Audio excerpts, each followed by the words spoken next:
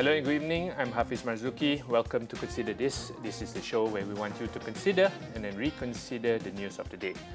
From its inception as Program Latihan Khidmat Negara or PLKN in 2004 to its evolution as PLKN 2.0 in 2016 and subsequent abolition back in 2018, we've witnessed the journey of Malaysia's efforts to instill patriotism and vocational training among its youth. While past iterations showed promise in improving interracial relations, they still fell short in enhancing the overall social cohesion in the society.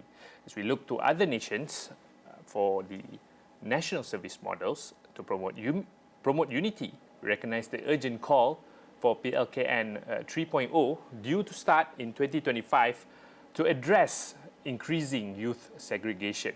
So tonight we explore the suggestions and prospects of bridging divides and nurturing a more united society through these revamped national service initiatives. Joining me for this discussion are two gentlemen. First of all, we have AYB Syed Ibrahim Syed Noh. He is the Ledang Member of Parliament and also the member of the Parliamentary Special Select Committee for Security. And of course, we have Jason Wee, who is the co-founder of Architects of Diversity, which is a youth-led non-profit organization that bridges communities and identity groups among youth in Malaysia for justice, peace, and a sustainable future. Welcome to the show, gentlemen. Now, recent findings from a survey conducted by Architects of Diversity, or AOD, has revealed over two-thirds of respondents actually voiced their support for the revival of this PLKN 3.0. Apparently, if I'm not mistaken, it is 67% of participants backing its reintroduction and a staggering 74% believing its positive societal impact. And we want to delve further into this topic tonight. But before that, let's look at the overall picture. What led to this revamp? Maybe YB, you can share specific challenges that was faced by the previous iteration of the program and why the government has chosen to, go down this route to revamp this national service. Okay, thank you very much, Hafiz. I think this is a very important question to ask, and to start off with that is quite a big question actually. But I think we have this issue of patriotism, which is lacking. And I think I don't know about the survey, but the survey would actually show that patriotism is one of the key important aspects of PLKN. If we want to ensure that there is strong patriotism, love for the nation, then we must ensure there are mechanisms to deal with this. And I think the past few years that we did not have PLKN, I think that patriotism went down, and partly because also of the pandemic and the rest.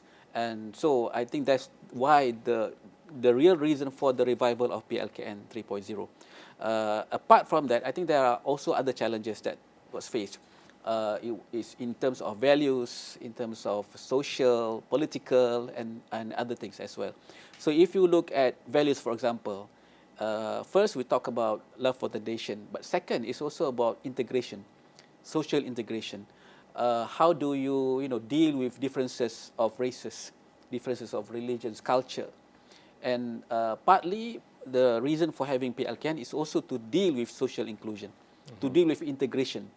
And I think that is also, in a way, we need these mechanisms to be available during the early ages of the population.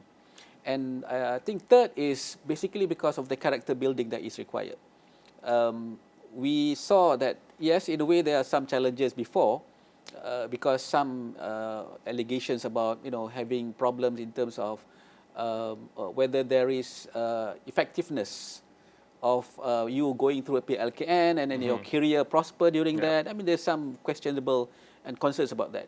So now we have to look into how we want to build characters, and from having this, that they will also be able to have a better career, job creation, at the same time also having this patriotism for the country.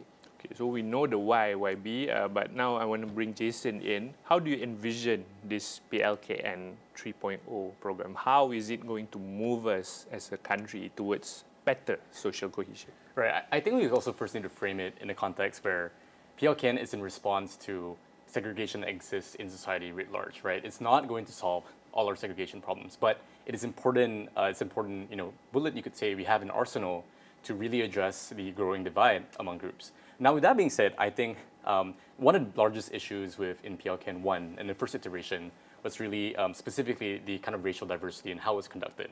And I quote one specific study by Oxford researchers that really looked at how PLKN affected prejudice levels towards different races among participants, as well as secondly, it's more about how much community building, and so how close do you perceive others to be in your immediate circle, and really henceforth forming those intangible social ties that really form the basis of a country.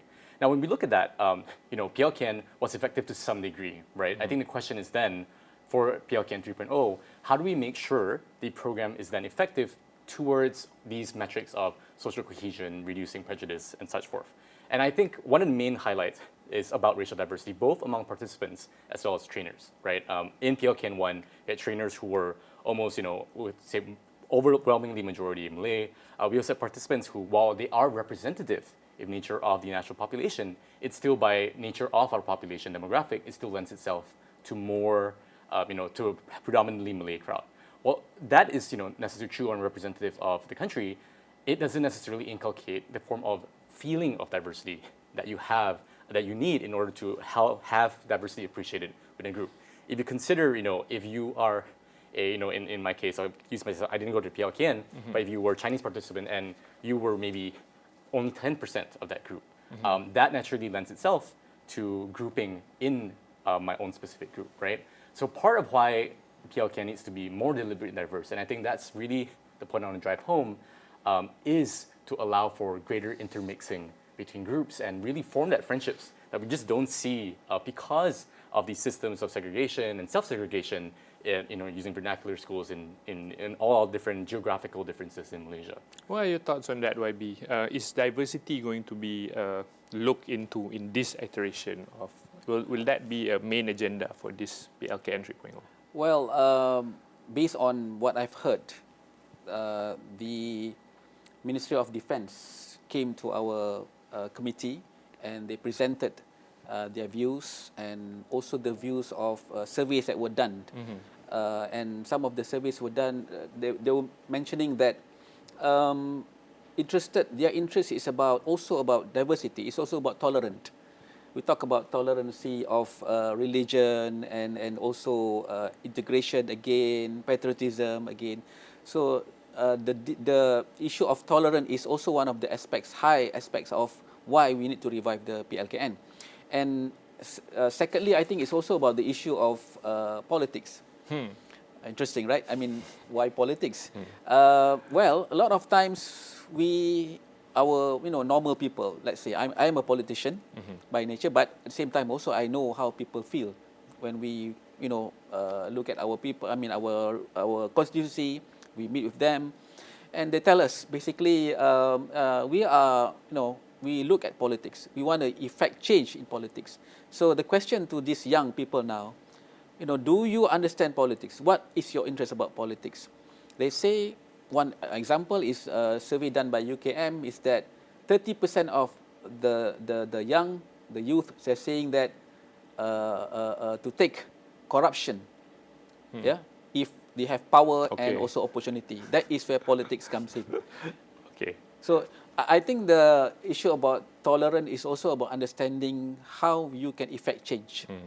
And to do that, you have to also understand the politics about how politics works and democracy works. And you're talking right there about good values to be instilled throughout the society. But I've also looked into through some of the findings of the AOD survey, and there are a couple of things which captured my attention, such as there are a certain degree of worry towards bullying, sexual harassment, and negligence. And is that something?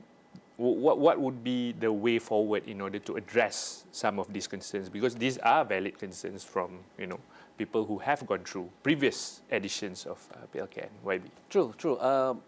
These are some of the questions that we ask Ministry of Defence as well as Interior Affairs, the Education Ministry, and these are real concerns. And I think they understand it.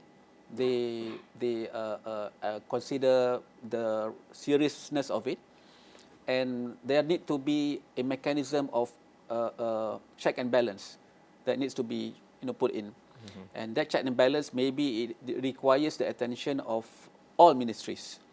It's not just the Ministry of Defense, but it's also maybe probably involving the Ministry of Women Affairs, also in terms of human resources.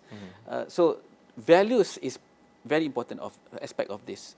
If you don't have the principles and values, then we don't inculcate this, then that might raise the issues of bullying, less respect for others. So I think this is very much one of the things that I would like to see more in PLKN 3.0. Listen, what can the government do to Yeah, address this sort of concerns? And I completely agree with YB, and I also want to highlight some of the recommendations made in our report, is that we need independent oversight. In other words, an ombudsman structure where either an institution like the Parliamentary Select Committee or even just a temporary cross-ministerial committee that has the power, investigative powers, and restorative powers to look into cases of abuse. So when we really talk to past participants who have seen and heard, some of the main things is that, number one, they don't know who to go to report to, right? And this is the case of both sexual harassment. When we all research into discrimination, it's always like, who do we go to if we face these things? And I think that really needs to be resolved. But then there's also if you do report it, then what happens afterwards? Part of the previous iteration of PLKN is that many camps were really essentially run independently of many sorts, right? You had government oversight in many ways, but the commander was essentially running the show internally, and you have private camp organizers as well, which affected a lot of quality of the camp administration. And so I think, based on the current study of, that's going on, it does seem that PLKN 3.0 will be a lot more centralized in its administration. But I would definitely like to see, as we go forward into really developing what will happen in PLKN 3.0, really both guardrail measures for preventative measures, right? Preventing abuse, harassment, discrimination, but then also it happens, right? I think that's a reality that needs to be faced, and we know that much more needs to be done to hold as YB mentioned, check and balance measures in place. Okay, moving from one concern to another, of course, another one of the big things that that concerns citizens or even politicians about PLKN is, of course, the issue of costs. Right. So, what strategies, Jason, would you propose, or what AODs in its survey discovered? How would you propose in selecting youth participants who have a significant influence on norms to maximize the positive effects of PLKN without maximizing the costs? Yeah, sure. On cost, right, I'll say three things. The first one, I think the government is already making the correct move in utilizing existing facilities and infrastructure. I think that's already a no-duh First take done. But secondly, I think also on the cost, right, I think the narrative is that we need to get it as cheap as possible. Okay. But I will also counter that narrative and balance it out by saying that, hey, but cheap and quality? Yes, exactly, right? If we want to do something well, we do need to make investments in it. Yeah. And I would say, part of social cohesion and national unity is the most pressing concern of the country now. And if we're not willing to put money and investments into it, then how can we ever progress? So that's the honest preface to that. But third thing is that I think that, and part of the recommendation is that a lot of studies have shown, and I'll point to one study done by an intervention in 56 schools done in New Jersey, United States, where they selected students with particularly higher social influence. That doesn't mean they're social media influencers, but those with degrees of, they are able to influence their opinion matters in their friend groups. And by selecting those, be it through surveys in schools, then you can better, saring or select them for PLKN and hence really increase the overall societal level. I think PLKN really needs to look away from seeing it as an individual level effect, because while that's important, we need to see it as a social effect, because we're not going to run a program that 100% of the population will participate in. That is just simply, I think at this point in the country, is going to just be cost inhibitive. So the question is, how do we then appropriately seed change in an effective manner? And that's a science. What's the thinking? Because you sit on the PSC, what's the thinking for this time around? Because I mean, PLKN has been there for decades, right? Right, Or at right. least you've seen criticisms against it. But what's the thinking this time around as far as the governance? I think the way that it was presented and mentioned by the Minister of Defence at that time was Tomat, and now it's Khalid Nordin. They are very cautious now Okay. and very careful about, do not repeat the same mistakes of PLKN 1 and 2. So lessons learned, I presume. Yeah, lessons learned. And we mentioned it several times, and they concur with what we say. So I think that's the reason why they are not going to go for high cost, 500 million now to 100 million, and then using existing camps. So and at the same time also looking into how they're going to develop the curriculum. It's not just in terms of how it's all in PLKN, but it's also going to utilize whatever is in the universities, like Palapis, Kesatria. If they are part of that, then they will be considered as well existing as part of infrastructure. the PLKN. So I think these are ways of ensuring that we do not incur a lot of costs. At the same time, also we definitely do not want corruption. It has happened before. We have bankrupt camps, but the money we don't know where. We don't know, it doesn't go anywhere.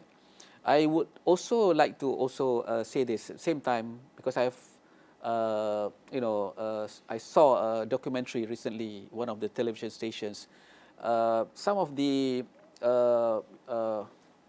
trainers, they are now saying that you should use the camps that they have already there, because PLKM camps before, they're sitting there. They're not doing anything about it. So why not just reuse it?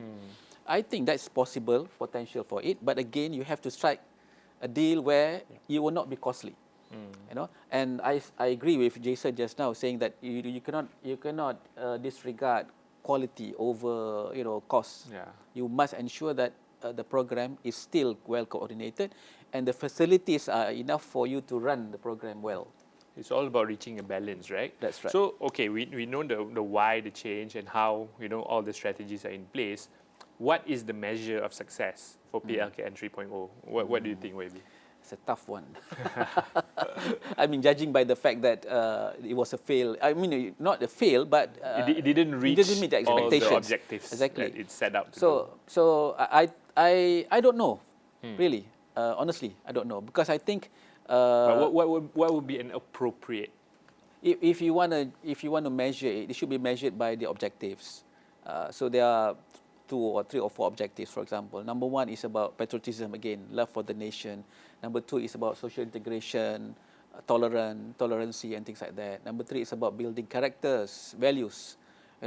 So if you can measure those, and you see the effectiveness of meeting those objectives, then perhaps we can see whether it is a good PLKN program.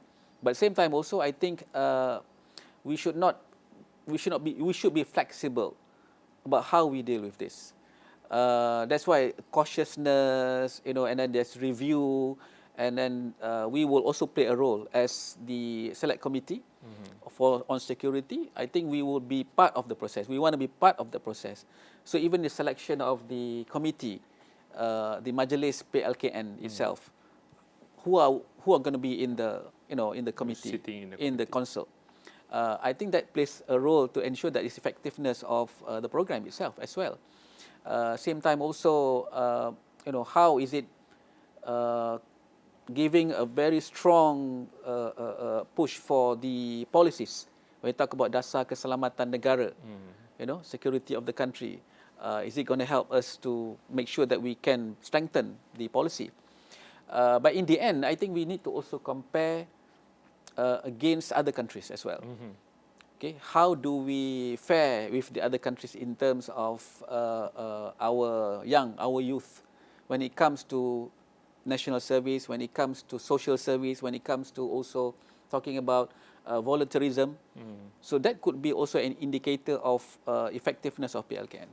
Jason, I would like to ask you on how the measurements of success, but also, since YB brought up about looking at other countries, I'm sure AOD has also, surveyed a couple of countries.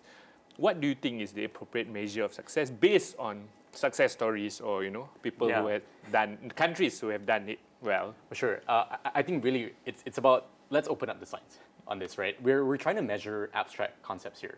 Things like patriotism, things like social cohesion, prejudice.